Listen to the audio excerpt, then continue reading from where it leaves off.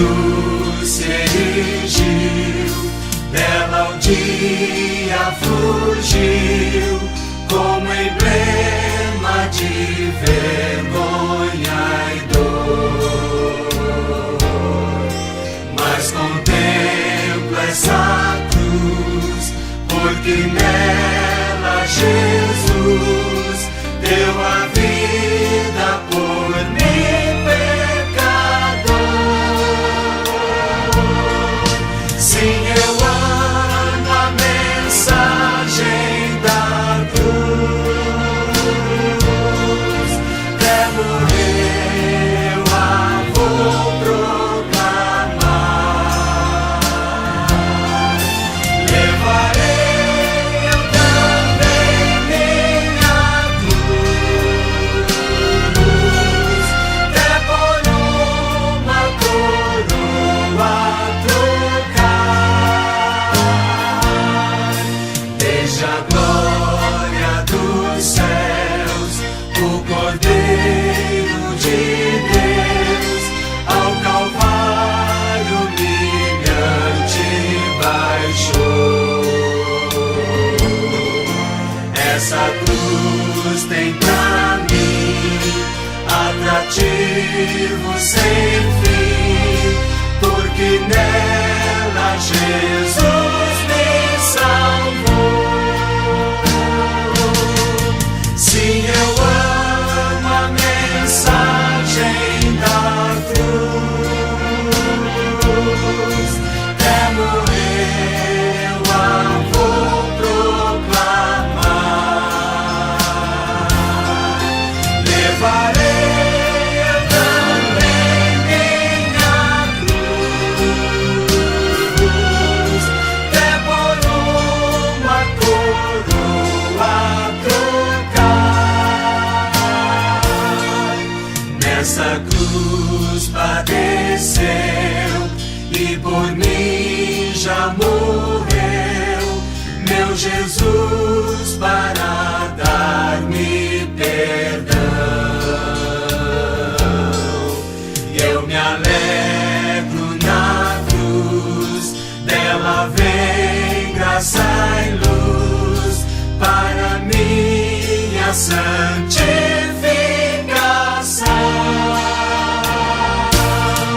Sim, eu amo a mensagem da cruz. Até morrer eu a vou proclamar. Levarei eu também minha cruz, até por uma coroa trocar. Eu aqui com Jesus, a vergonha da cruz, quero sempre levar e sofrer. Cristo vem me buscar e com Ele no lar uma parte da glória hei de ter. Sim, eu amo a mensagem da cruz. Até morrer eu a vou proclamar. Levarei eu também minha cruz, até por uma coroa trocar.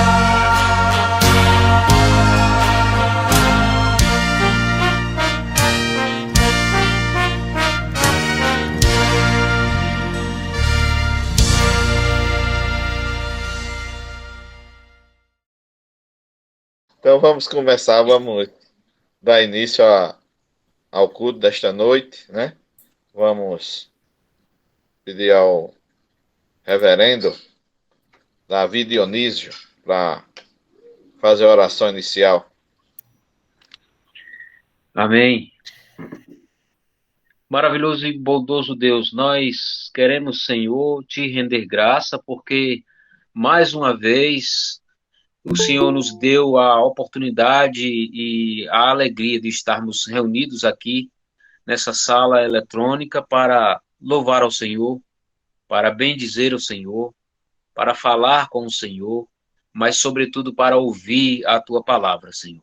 É por isso que nós te pedimos com toda a nossa força que o Senhor fale conosco nessa noite e que abra assim o nosso entendimento para que a nossa compreensão atinja a nossa alma e o nosso espírito, Senhor. Que em nome de Jesus possamos sair daqui edificados por Ti, renovados por Ti, restaurados por Ti, ó Pai, e também que o Senhor nos exorte, nos chame a atenção e modifique a nossa vida naquilo que precisa ser modificado. Louvado seja o Teu nome por todos os meus irmãos que estão aqui, pois assim te oramos em nome de Jesus. Amém. Amém. Obrigado, pastor. Vamos ouvir um hino, não é? Depois a palavra está com o pastor Saul para o estudo desta noite.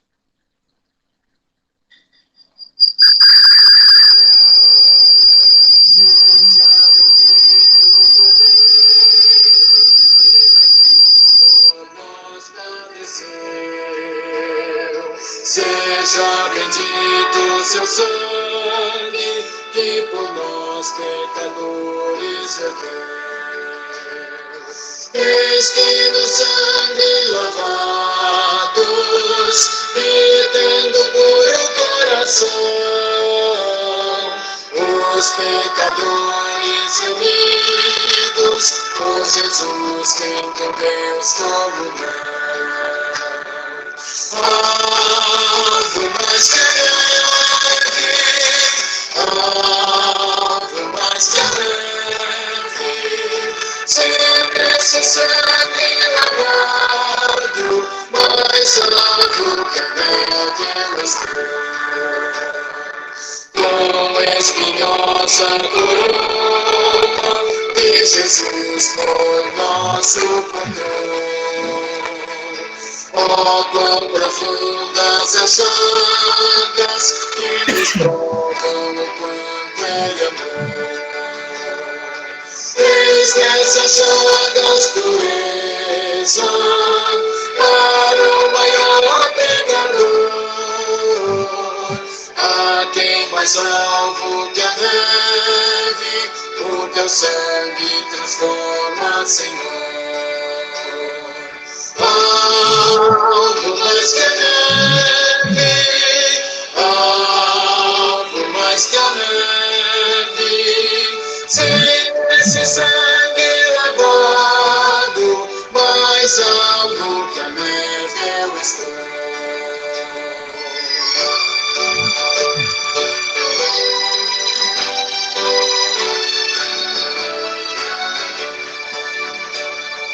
Se as faltas nós confessarmos e seguirmos a tua luz, tu não somente perdoas, purificas também nós, Jesus. Lavas de todo pecado e maravilhas de amor. Pois tem mais algo que a neve, o teu sangue nos torna, Senhor. Algo mais que a neve, algo mais que a neve, sem esse sangue lavado, mais algo que a neve eu estou. Amém. Glória a Deus. Se as falhas nós confessarmos, nos tornamos mais alvos do que a neve, purificados no sangue do nosso Senhor Jesus Cristo, que por nós morreu em uma cruz. A palavra está com o pastor Saul para o estudo desta noite. Meus irmãos, que a graça e a paz do Senhor Jesus esteja com todos nesta noite. Eu queria apenas que os irmãos me dissessem se estão vendo aí já a página amarela.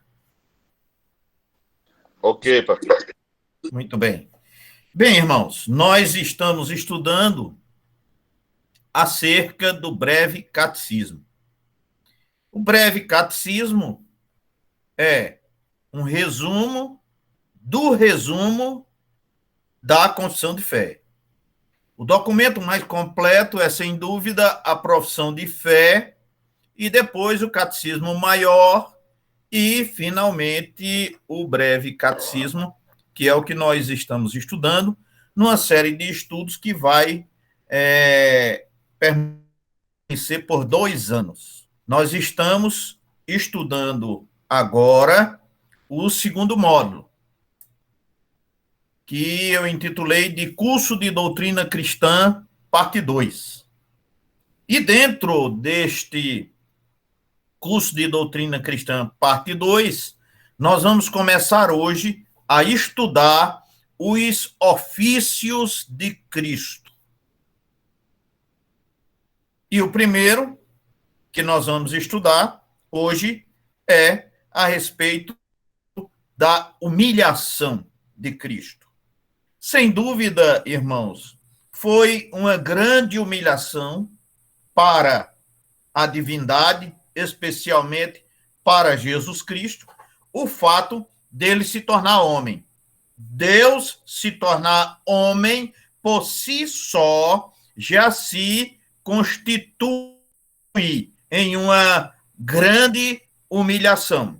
Além do mais, é do conhecimento de todos que Jesus Cristo passou por sofrimentos atrozes que nós sequer podemos imaginar e culminou com a sua morte na cruz. Com a sua morte na cruz e o seu sepultamento, termina o assim chamado a humilhação de Cristo. O período da humilhação termina com o sepultamento após a sua morte no Calvário. O texto básico está aí, Filipenses capítulo 2, versos de 5 até o verso 8. Eu vou pedir aos irmãos para acompanhar comigo a leitura, e quem quiser deixar o texto aberto, pode fazê-lo, que todos esses estudos eu já tenho dito, vou só repetir mais uma vez. Nós fazemos esse estudo sobre 3 aspectos. Primeiro, nós estamos estudando o breve catecismo, então nós vamos ler a pergunta e a resposta do breve catecismo que nós estamos estudando no dia. Também vamos fazer uma análise do texto básico, porque o texto não pode ser para pretexto, ele tem que ser avaliado, analisado. E o terceiro aspecto, nós vamos ver as questões doutrinárias, onde mais amplamente nós analisamos a doutrina dentro do contexto bíblico. Claro, dentro do tempo que nos é permitido utilizar aqui. Então, Filipenses capítulo 2, versos de 5 a 9, nos diz assim: de sorte que haja em vós o mesmo sentimento que houve também em Cristo Jesus, que, sendo em forma de Deus, não teve por usurpação ser igual a Deus, mas fez a si mesmo de nenhuma reputação, tomando a forma de servo, fazendo-se semelhante aos homens. E achado na forma de homem, humilhou-se a si mesmo, sendo obediente até a morte e morte de cruz. Esse é o texto básico, irmãos, que nós vamos estudar hoje. E, basicamente, o texto principal dentro desse texto maior é o verso 8 do capítulo 2, a parte que diz, a segunda parte, quando diz: a si mesmo se humilhou, tornando-se obediente até a morte e morte de cruz. Vamos orar? Nosso Deus e Pai, nós te louvamos, Senhor. Pedimos a tua bênção para nós neste momento que dedicamos ao estudo da tua palavra. Que rogamos, Senhor, que todos nós possamos compreender a palavra que tu queres trazer ao nosso coração na noite de hoje. Ensina-nos a tua palavra, Senhor. Nós te rogamos e pedimos, em o nome de Jesus. Amém. Muito bem, irmãos. Na parte introdutória, queria fazer uma pequena, mas é pequena mesmo, consideração. Hoje e no próximo estudo, estudaremos os estados de Cristo. Eu me referi falando em ofício. Não é ofício é o que nós já estudamos. Hoje e na próxima semana, estudaremos os estados de Cristo. Primeiro estado é a sua humilhação. Como já disse, ele, sendo Deus, se tornou homem, veio aqui assumindo a forma de homem, viveu como homem, é o que nós vamos analisar hoje, sofreu o castigo que era nosso, foi humilhado, foi zombado, foi escarnecido e sofreu na própria carne o castigo que era nosso. Portanto, esta fase de Jesus Cristo, da encarnação até o sepultamento, é a fase que nós chamamos de a humilhação de Cristo. E também vamos estudar a sua exaltação, que começa com a ressurreição. O momento de exaltação de Cristo começa a partir da ressurreição. Até o sepultamento é a fase de humilhação. E depois dela vem a exaltação. É importante compreender, irmãos, estes assuntos para que possamos compreender a própria salvação que se processa em nossa vida pela vontade e dentro do plano de Deus. Então, é necessário que a gente tenha uma compreensão maior a esse respeito. Bem, o apóstolo Paulo, nesse texto, trata de vários aspectos do estado de humilhação de Jesus Cristo, fazendo referência à humildade, à usurpação, quando diz que ele não usurpou o ser igual a Deus, apesar de sê-lo, sabemos que ele é Deus, mas ele diz que não usurpou ser igual a Deus. Ele estava aqui encarnado para a humilhação. Paulo também fala a respeito de abdicação ou esvaziamento, como descreve o apóstolo Paulo, sem esquecer também de fazer referência à obediência, quando ele diz que Cristo foi obediente e obediente até o ponto de morte e morte na cruz. Olha aqui, o apóstolo Paulo é bem preciso aqui no foco que ele dá, quando ele especifica a morte. Amados, morrer não é bom. Não é. Ninguém quer morrer. Porque Deus não criou o homem para morrer. Deus criou o homem para viver eternamente, embora a pena de morte passou a pesar sobre ele. Mas Paulo faz referência aqui a uma espécie de morte muito pior, que é a morte de cruz. Por que é que a morte de cruz é uma morte muito pior do que qualquer outra?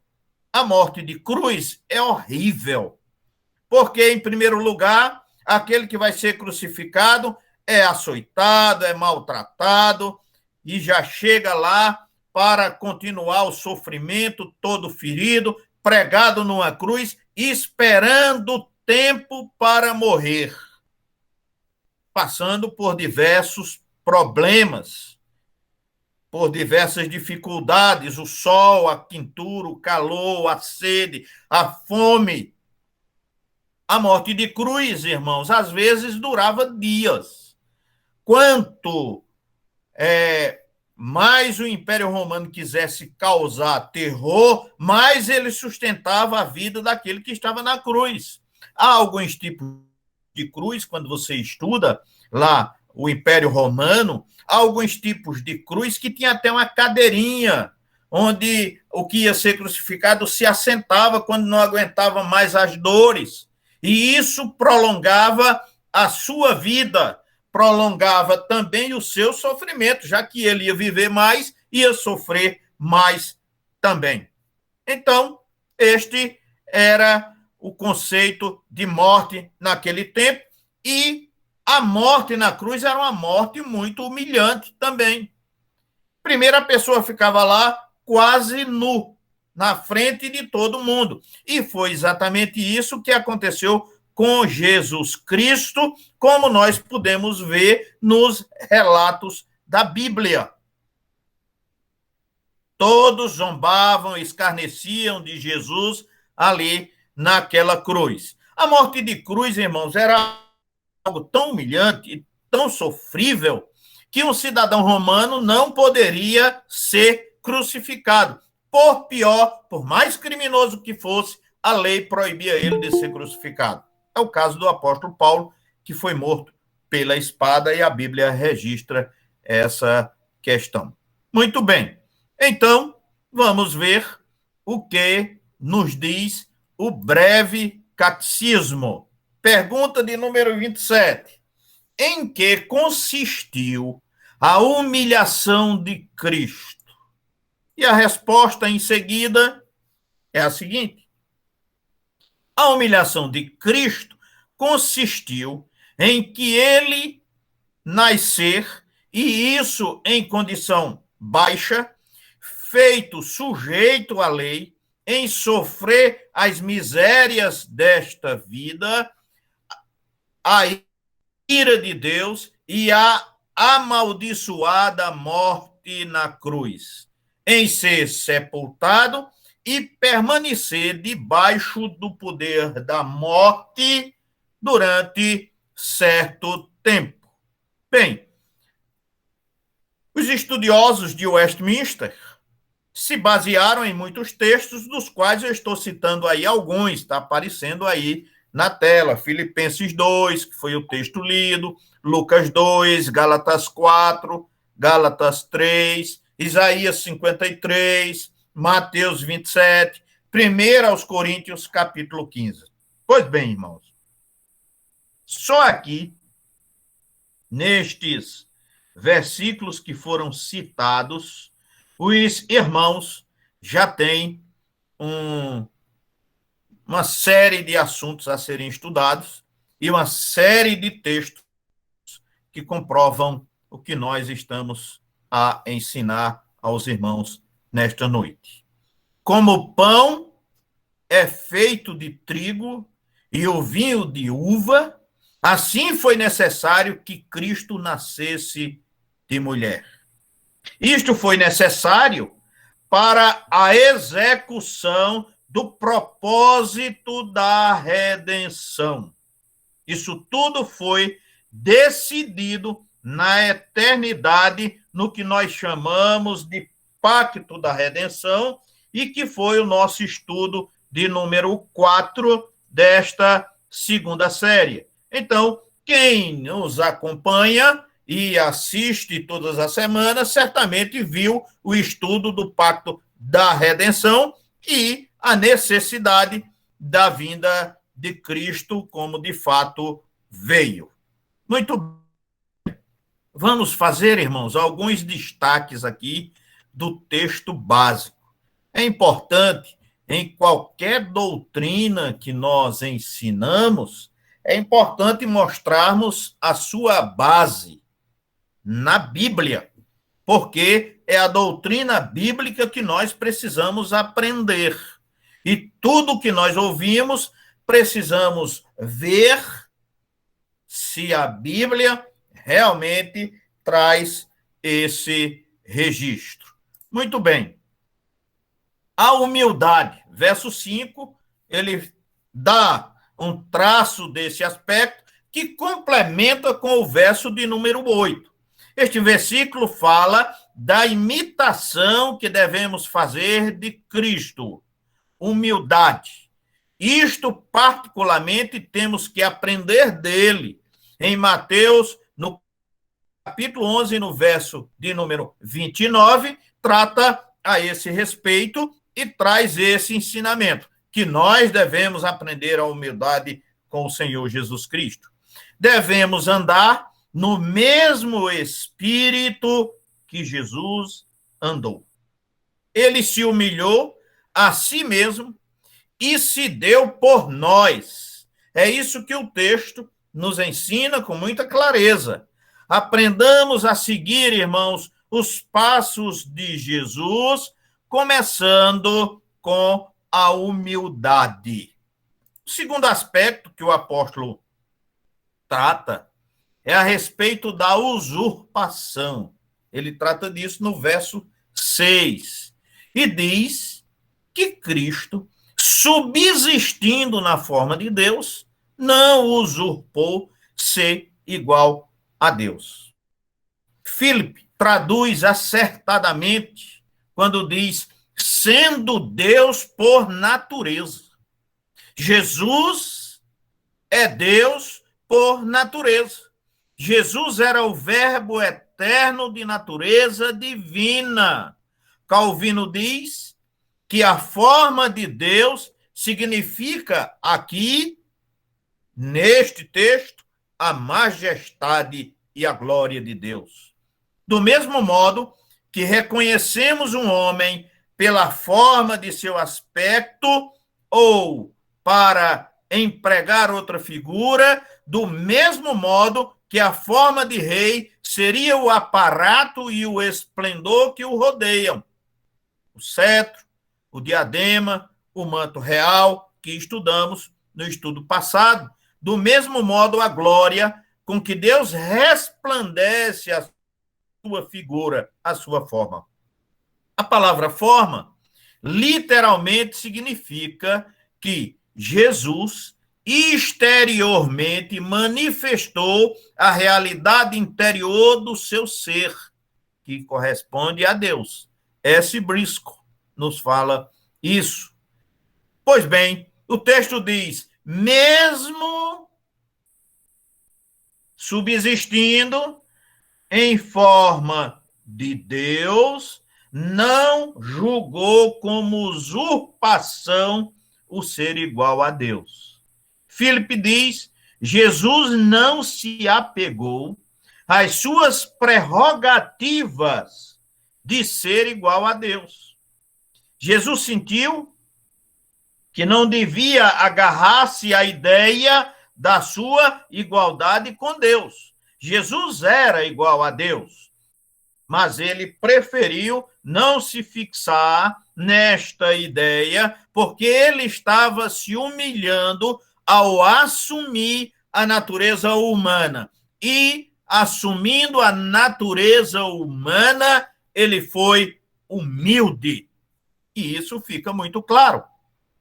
Cristo poderia aparecer na majestade de Deus que lhe era própria, mas preferiu não se colocar nesta posição. É por isso que o apóstolo Paulo diz que ele abdicou. Pois é, abdicou do seu direito. Né? Verso de número 7 diz, antes a si mesmo se esvaziou Ele se esvaziou da sua própria glória, do seu próprio poder. Ele se esvaziou da sua condição de Deus para assumir a condição humana. Novamente, Filipe aqui diz o seguinte: ele abdicou de todos os privilégios de ser Deus para assumir a humanidade. Este foi o primeiro ato de humilhação de nosso Senhor e Salvador Jesus Cristo. Claro, ele não deixou de ser Deus, mas abdicou de toda aparência, da forma de Deus, como todo glorioso, majestade, glória e poder. Ele abdicou de todos esses privilégios. Todos os nossos termos são inadequados para expressar essa ideia. Voluntariamente, ele assumiu a natureza humana. Podemos até dizer, voluntariamente, ele se tornou homem. Para isso, esvaziou-se, desvestiu-se de suas honra e glória e vestiu-se das nossas fraquezas, porque Jesus tinha todas as nossas fraquezas, exceto no pecado, conforme Hebreus, capítulo 2, verso de número 17. Portanto, irmão, Jesus Cristo, aqui, quando assumiu a forma humana, ele era uma pessoa igual a mim e a você, com todas as dificuldades que os seres humanos têm, sofrendo dor, sofrendo cansaço e todas as demais coisas. Ele o fez voluntariamente. Ele só não foi igual a nós no que diz respeito ao pecado, porque ele nunca pecou. Por um pouco de tempo, Jesus deixou de ser o soberano governante do universo, tomando a natureza humana. E Paulo diz isso no texto, dizendo assim: assumindo a forma de servo. Perceba o contraste. Forma de Deus e forma de servo.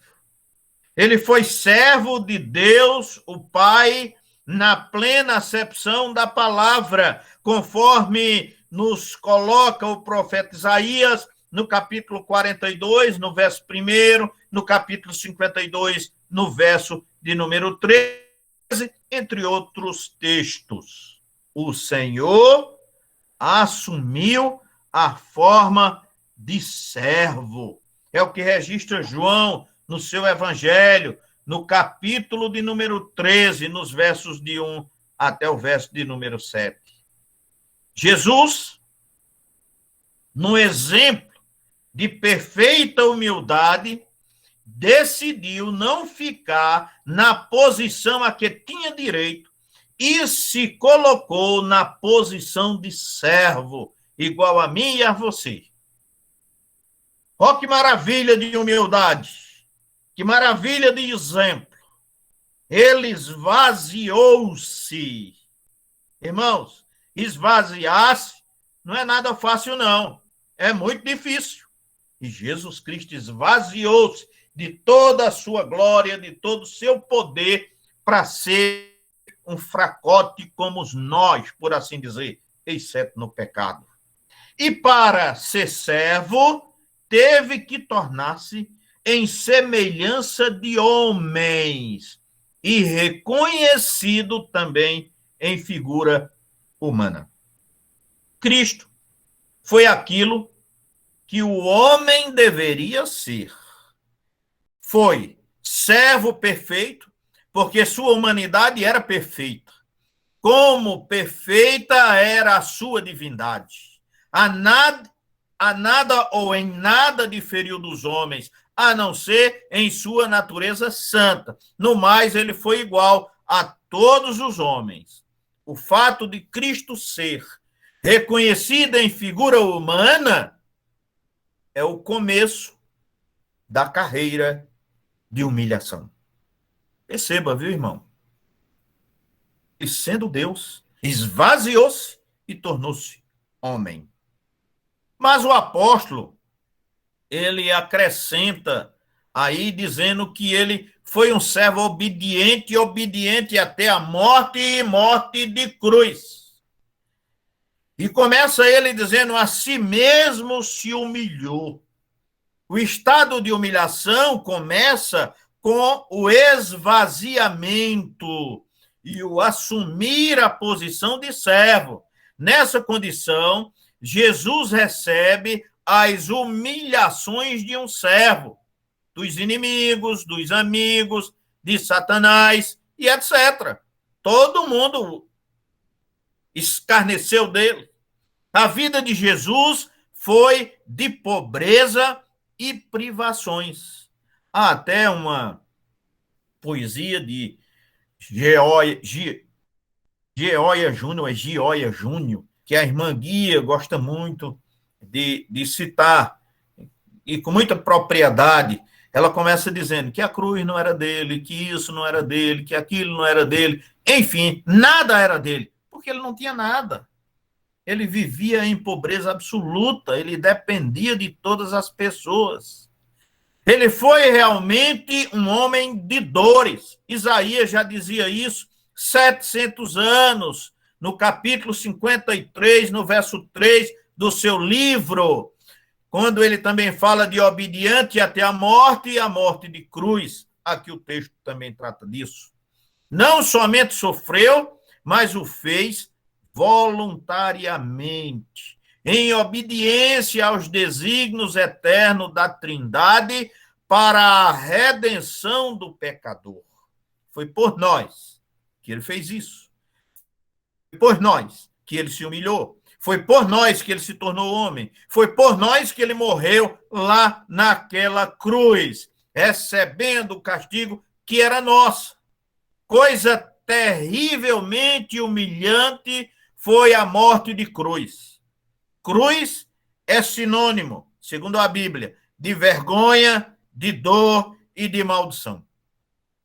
Paulo fala isso em Gálatas, no capítulo 4, verso 4, capítulo 3, verso 13, e tantos outros textos que falam a respeito da humilhação da cruz, e diz que aquele que estiver pendurado no madeiro é maldito de Deus. Foi a morte de um escravo, não a de um homem livre, de um malfeitor, não de um salvador. Ele foi colocado como espetáculo para homens, anjos e demônios. O seu salvador, meu irmão, humilhou-se até esse ponto. Eis porque você pode cantar hoje, bendito seja Jesus, que se humilhou para que fôssemos participantes de sua glória, que se fez pobre para que nos tornássemos ricos, conforme Paulo expressa na segunda carta aos Coríntios, no capítulo 8 e no verso de número 9. Muito bem. Dentro da nossa sequência de estudos, irmãos, conforme os irmãos já conhecem, eu disse que nós tínhamos dividido em 3 partes, não é? Temos uma introdução, uma apresentação. Primeira parte, analisamos o breve catecismo. Segunda parte, analisamos o texto. E terceira parte, nós analisamos os destaques doutrinários sobre determinado ensinamento, que no caso de hoje é a humilhação de Cristo. A humilhação de Cristo, sem dúvida, queridos, teve vários estágios. O primeiro dos estágios foi a encarnação de Cristo, ou, como dizem alguns e como João descreve, a encarnação do Verbo. E o Verbo se fez carne e habitou entre nós. Para entendermos a encarnação, É preciso aceitar o fato da pré-existência de Jesus. Não é possível a encarnação sem que ele existisse de antemão. A Bíblia diz que o Verbo se fez carne. João capítulo 1, verso 14. Podemos ver ainda João capítulo 1, verso 1, João 6, 38, 2 Coríntios, capítulo 8, verso 9, Gálatas, capítulo 4, verso 4, Filipenses, capítulo 2, versos 6 e 7, já foi lido nesta noite. Vejamos o que Berkhoff diz. Ele escreveu: não foi o Deus Trino, mas a segunda pessoa da Trindade que tomou a natureza humana.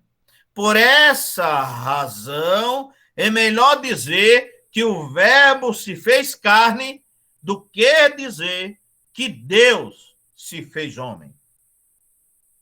Berkhoff. Sei que tem muita gente aqui que gosta de ler o comentário Teologia Sistemática de Berkhoff, e é dele esta frase. Bem, este assunto, sem dúvida, vai muito além do nosso entendimento. É um dos grandes mistérios das Escrituras, conforme Paulo em 1 Timóteo, capítulo 3, verso 16.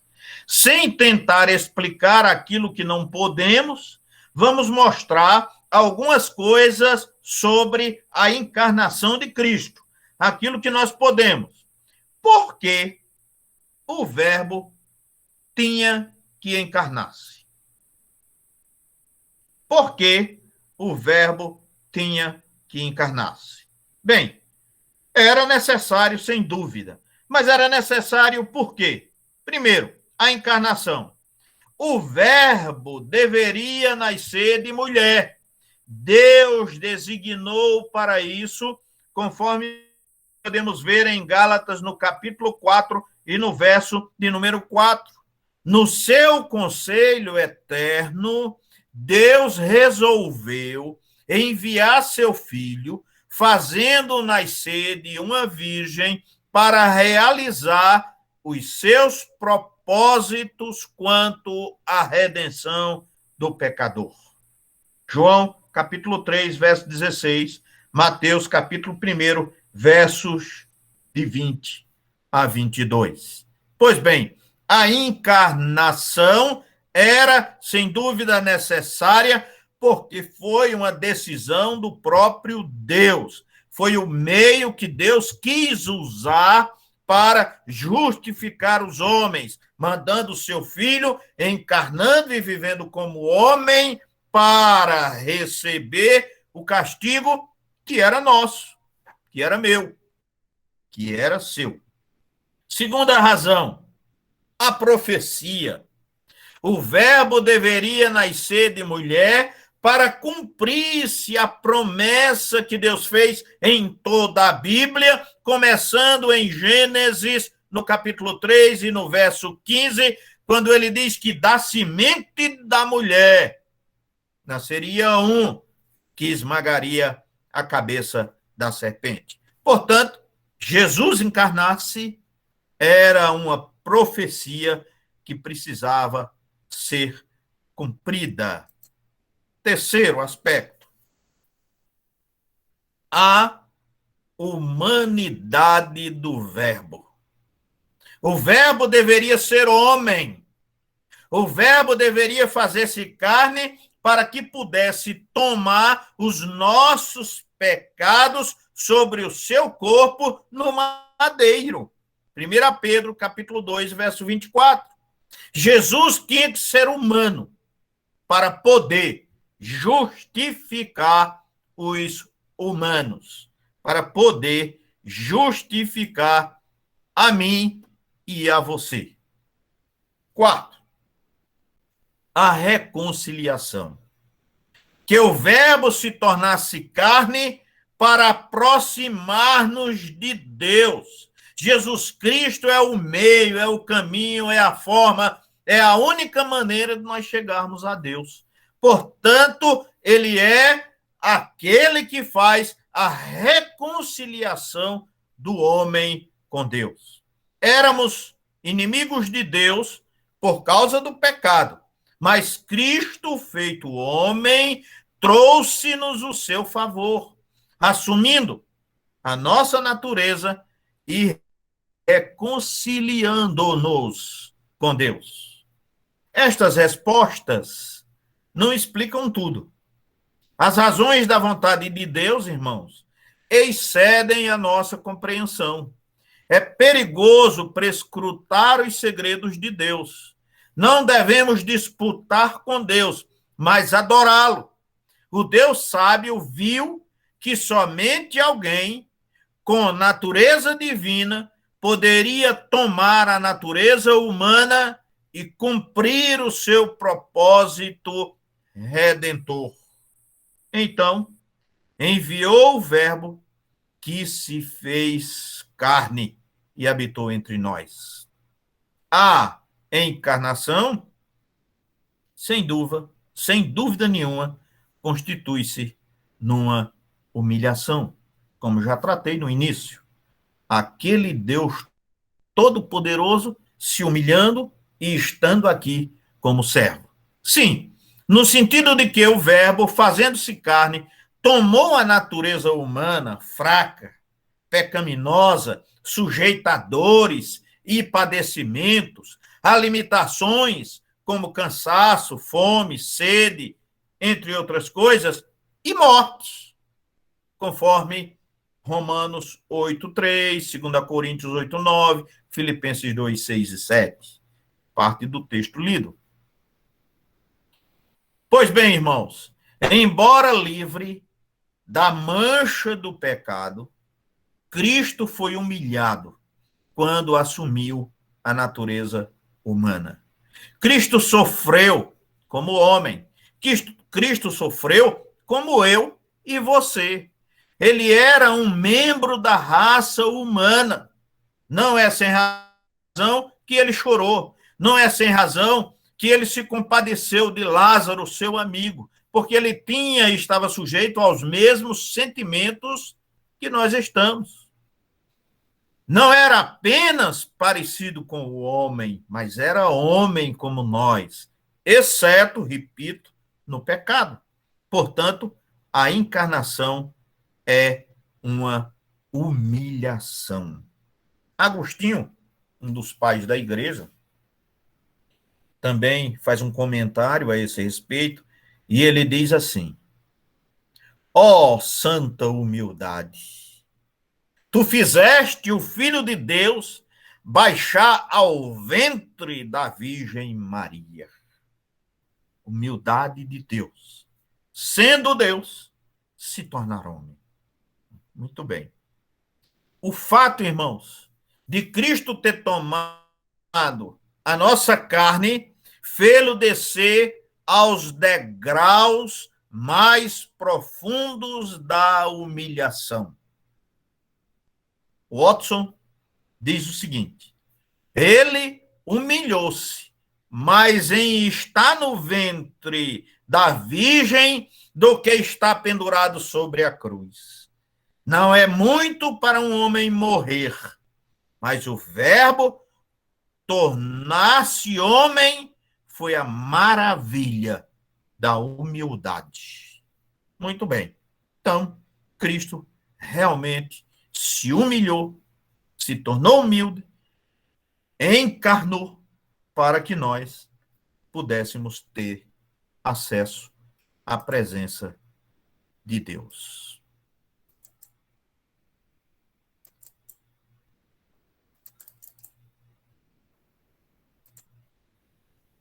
Desculpa aí, irmãos, está demorando aqui a passar, mas vai passar. Segundo aspecto, a imagem aparece já. Segundo, os sofrimentos de Cristo. Os sofrimentos de Cristo. Amados, Cristo sofreu o que nenhum de nós, por mais que tenha levado uma vida sofrida, tenha passado.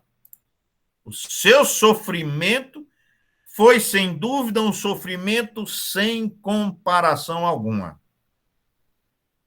O caminho da obediência de Jesus foi, sem dúvida, de sofrimentos.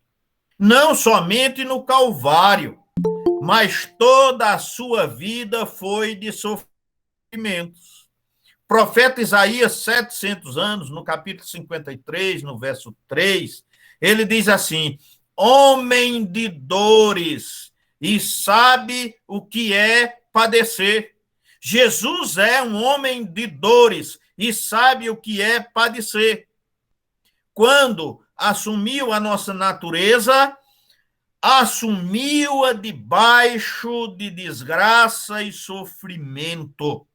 Isaías, no mesmo capítulo 53, no verso de número 4, ele diz assim: ele tomou sobre si as nossas enfermidades e as nossas dores levou sobre si. Ele teve fome, registra Mateus no capítulo 21, verso 18. Ele teve cansaço, registra João no capítulo 4, no verso 6. Ele teve tristeza, registra Mateus no capítulo 26 e no verso de número 38. Portanto, ele estava sujeito a todos os sofrimentos a que os humanos estão sujeitos. Jesus sofreu, embora sem pecado, porque foi feito em semelhança de carne pecaminosa, diz o profeta Amós, no capítulo 8 e no verso 3. Isto é, seus padecimentos aconteceram porque ele tomou a natureza humana decaída por causa do pecado. Essa é a razão do nosso sofrimento. O pecador. Jesus sofreu, irmãos, porque foi reputado como ferido de Deus e oprimido, conforme Isaías, no capítulo e versículo já lido. Foi ferido de Deus porque foi visto por ele como pecador. Portanto, Jesus, como humano, foi visto pelo próprio Deus como pecador, que deveria sofrer, que deveria morrer, inclusive, para que nós pudéssemos ser justificados, porque ele assumiu o nosso lugar, fazendo-se pecador, como nós. Deus o fez padecer por nossa causa. Jesus tomou o nosso lugar, e foi assim que Deus o fez sofrer e padecer por nossa causa. Também ele foi desprezado. Olha os sofrimentos, né? Os sofrimentos físicos, os sofrimentos que os pecadores têm, e ele foi desprezado. Jesus sofreu porque os seus amigos o desprezaram e o abandonaram, como ainda hoje fazem. Quantos hoje não têm abandonado o Senhor Jesus? Os discípulos de Jesus, os próprios discípulos de Jesus, na hora que ele mais precisou, não ficou nenhum, eles correram todos.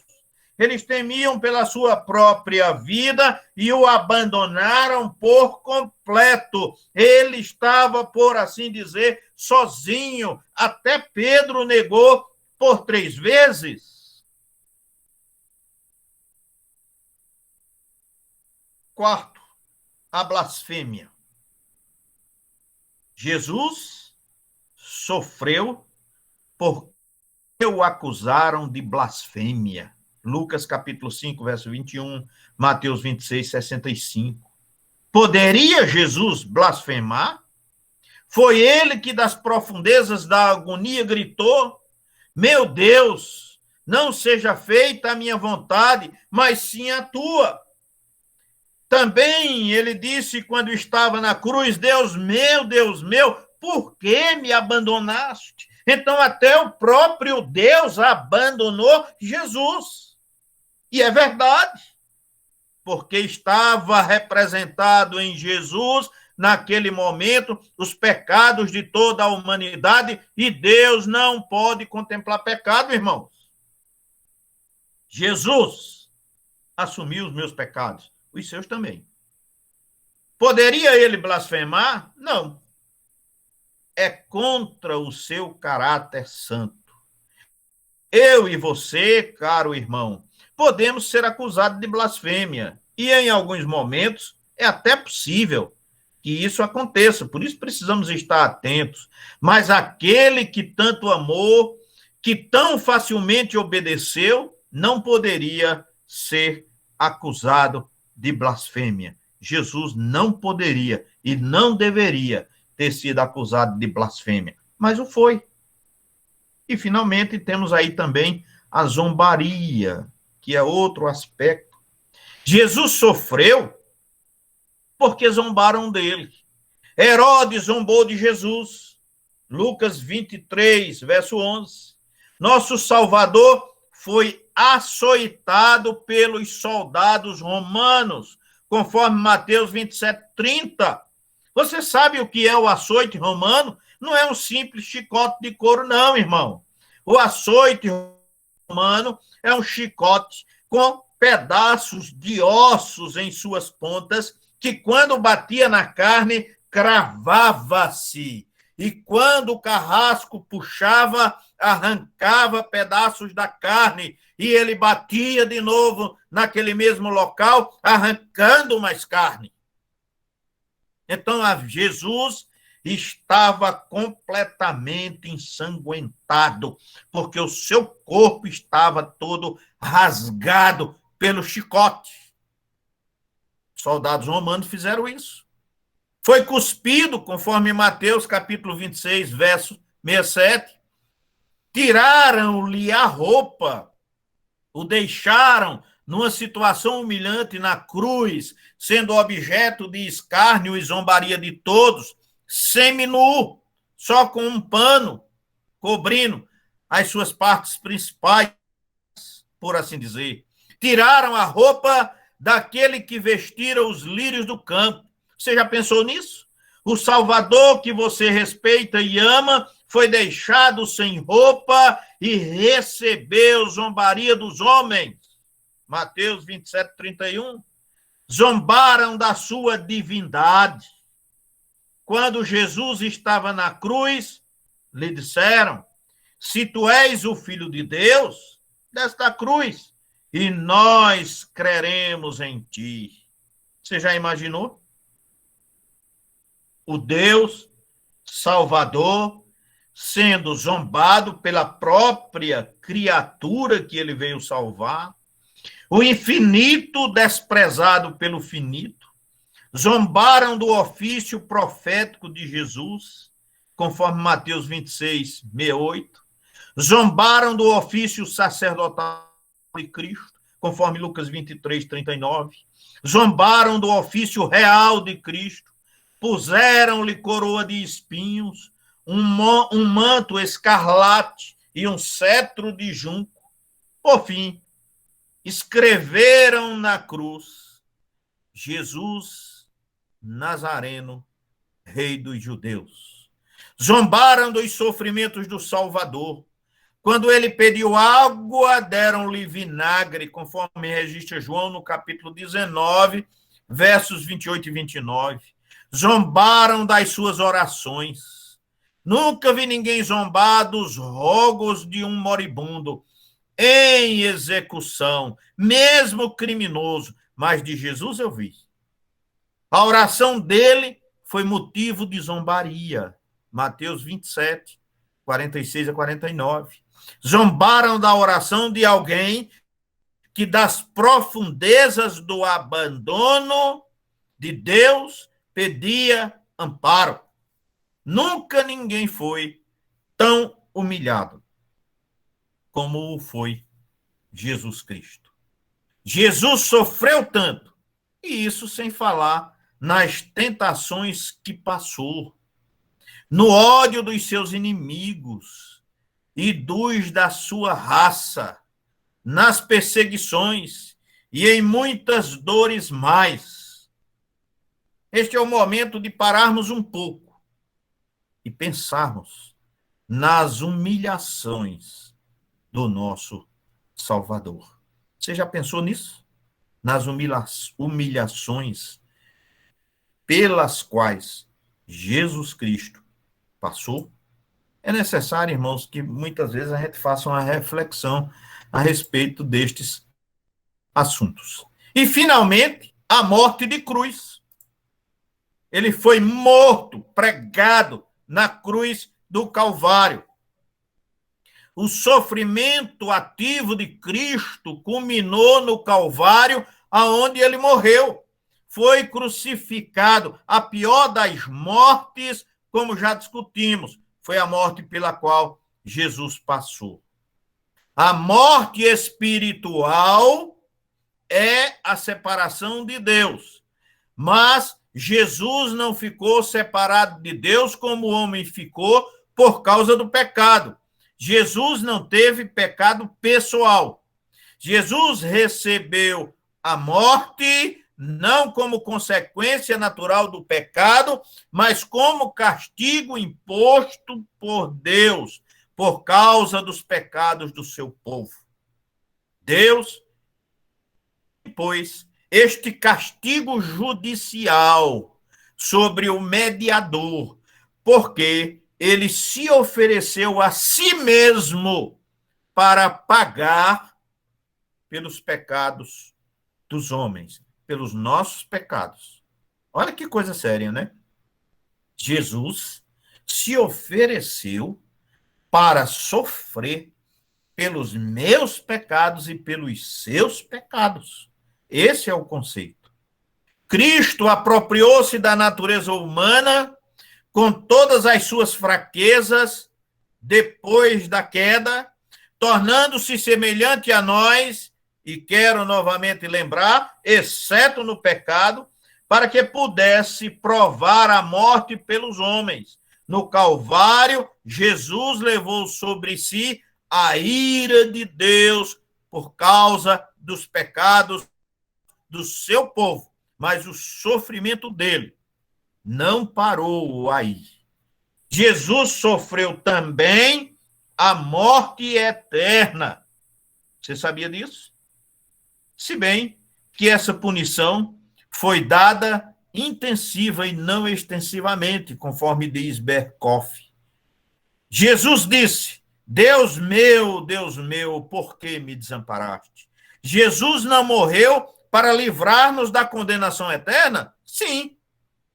Para que ele pudesse livrar-nos disso, teve que pagar por ela. Foi isso que ele fez. A punição eterna não é o completo abandono de Deus? Pois bem, Jesus Cristo passou por isso. Foi isso que Jesus passou quando estava na cruz. Mas ele saiu vitorioso porque não era homem simplesmente, mas ele também era Deus. Ele era Deus também, por assim dizer. E foi Deus que veio pagar a nossa dívida, porque nós não tínhamos como pagar. E Deus faz por nós aquilo que nós não podemos fazer. Quarto aspecto, irmãos, o sepultamento de Jesus. Depois de morto, Jesus ainda foi sepultado. A humilhação de Cristo não terminou na cruz. Lá Jesus dissera: está consumado. Terminou? Sim, o sofrimento ativo. Isto é, o sofrimento no qual ele tomou parte ativa, mas agora ele é colocado numa sepultura, e a sepultura fala de humilhação. Note que para você ir para a sepultura, primeiro tem que passar pela morte. É o regresso do homem ao pó. Esta é uma das promessas de castigo por causa do pecado, conforme Gênesis capítulo 3 e verso 19. E Jesus passou por isso. Jesus passou pela morte, pela qual todos nós haveremos de passar, exceto aqueles que estiverem vivos quando da vinda do Senhor. A sepultura. A sepultura da ideia negativa, porque é lugar de corrupção. Embora Jesus não tenha experimentado corrupção, não tenha o seu corpo apodrecido, por assim dizer. Assim nos diz o Salmo 16, verso 10, Atos capítulo 2, verso 27 e 31, capítulo 13, verso 34 e 35. Mas ele foi colocado na sepultura com esta finalidade. Embora alguns esperassem a sua ressurreição. Até os discípulos tinham dúvida disso, né? Se ele se referia a uma coisa espiritual, mas morrer e viver, os próprios discípulos tinham dificuldades de aceitar isso. Terceiro aspecto, a humilhação. A ideia de sepultura é humilhante, porque é a ideia de descer, de baixar, de ser colocado para a podridão. Neste sentido, fala 1 Samuel, capítulo 2, verso 6, 1 Reis, capítulo 2, versos 6 e 9 também. Bem, queridos, nós estamos nos aproximando do final do nosso estudo de hoje. O Rei da Glória, o resplendor da glória, teve que se humilhar para realizar uma obra que jamais alguém poderia fazer. E isso por minha causa e por sua causa também, caro irmão. Veja como é precioso o nosso adorável Salvador, o nosso bom Salvador. Ele se fez carne, assumiu tudo aquilo que nós deveríamos passar, ele passou para que nós pudéssemos ter uma aproximação com Deus. Quando Cristo veio ao mundo, foi feito carne, assim, entre ele, no seu coração, e não de coração de carne, conforme fala Ezequiel no capítulo 36, verso 26, Cristo vindo em carne significou humilhação, mas você com coração de carne é novidade de vida. É diferente. Segundo, foi reconhecido em figura humana, semelhante fisicamente aos homens, viva de maneira que se pareça com Jesus agora, hoje. Jesus parecesse com os homens é humilhação para ele, por causa das fraquezas dos homens. Mas você e eu tornar-se semelhante a Jesus é glória. E um dia isso vai acontecer de maneira plena. Teremos corpo semelhante ao corpo da sua glória. Dia glória há de ser. Há até um hino que fala e usa essa expressão. Terceiro, ele humilhou-se a si mesmo, deixou as vestes da sua glória e vestiu os trapos da nossa humanidade. E eu pergunto, que tal ser humilde como Jesus? A humildade é a aniquilação do eu. Nunca seremos belos aos olhos de Deus enquanto nos acharmos belos. Procuremos ser iguais a Cristo. A verdadeira religião é imitar a Cristo. Tomara que Deus faça-nos enxergar desta maneira, que Deus faça-nos ver desta maneira. Queridos, que o Senhor nos abençoe ricamente nesta noite. E quero dizer aqui também ainda da minha alegria em ver Vanessa aí, né, participando. Melina sempre está, Marina, mas Vanessa hoje entrou também. Vanessa está lá em Patos e hoje estava conosco. Muito bem, que Deus nos abençoe, queridos. A palavra está com Beguinha. Amém. Algum recado, pastor? Somente lembrar os irmãos do culto da SAF na sexta-feira, culto de oração, e também da escola dominical no domingo e também do culto à noite. E rogar a Deus que esteja abençoando os irmãos. Amém. Vamos para Alexandre Pascoal. Eu, Oração orar. final. Amém. Eu tenho uma pergunta para fazer ao pastor, se possível. Certo. Pode perguntar. Se Não, puder, eu respondo. Na verdade, é uma pergunta meio que bem mais direta. Certo? É saber se o senhor poderia dar aqui em Barra de Santa Rosa um estudo bíblico, ou uma série de estudo bíblico, se o senhor desejar, sobre batismo infantil, em algum momento. Muito bem, posso sim. Posso sim. A gente agenda direitinho, tá certo? Quando o senhor puder, claro, né? Tá certo, a gente agenda. A gente agenda. Vamos orar. Viu? Beleza. Ok. Vamos orar. Bondoso Deus, nós queremos te agradecer por este momento e pela tua graça, Senhor, ser sobre a tua igreja. Pedimos que o Senhor continue nos abençoando, nos guardando e nos guiando, além de tudo, nos conduzindo pela tua palavra até a tua volta gloriosa. Em nome de Jesus Cristo. Amém. Amém. Boa noite, irmãos. Que o Senhor abençoe a todos. Amém. Reverendo Saul, Sim. o senhor estava falando da questão do castigo de Cristo e eu estava lembrando, o senhor estava falando da morte eterna, né? Que representa em si a separação entre Cristo, separação entre de o Deus. homem e Deus. Eu já vi, inclusive, teólogos renomados, como John MacArthur. Inclusive, eu li isso nas notas de rodapé dele. Em 1 Pedro 3,19, as notas de rodapé dizendo que a morte, no caso a separação eterna de Cristo, e o estado intermitente dele, entre a ressurreição e sua morte, ele estava no inferno. Uma interpretação incorreta de 1 Pedro 3,19, né? Quando eu estava falando disso, eu me lembrei que muitos interpretam diretamente a morte eterna de Cristo como se ele tivesse diretamente ido ao inferno.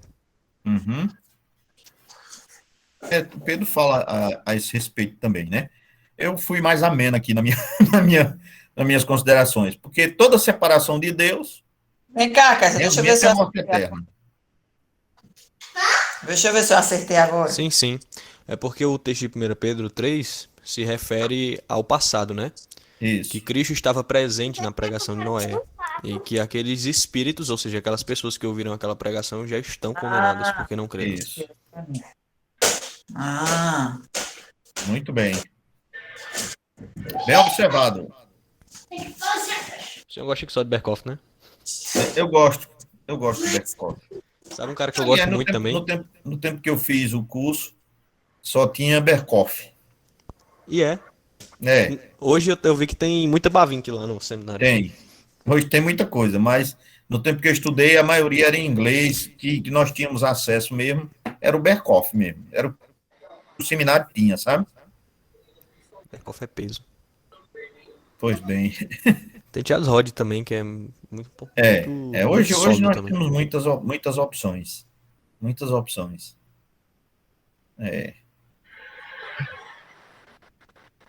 Muito bem. Pronto, boa noite. Graças a Deus, irmãos. Boa noite. Deus abençoe. A paz, irmãos. Deus abençoe vocês. Boa noite.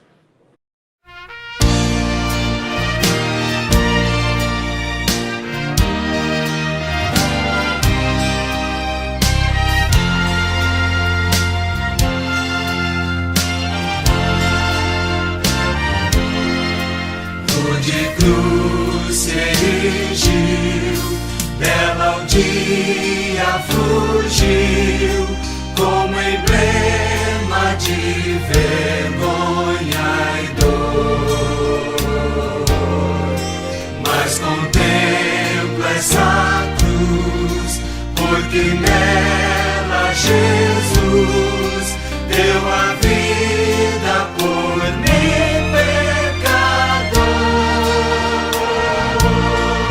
Sim, eu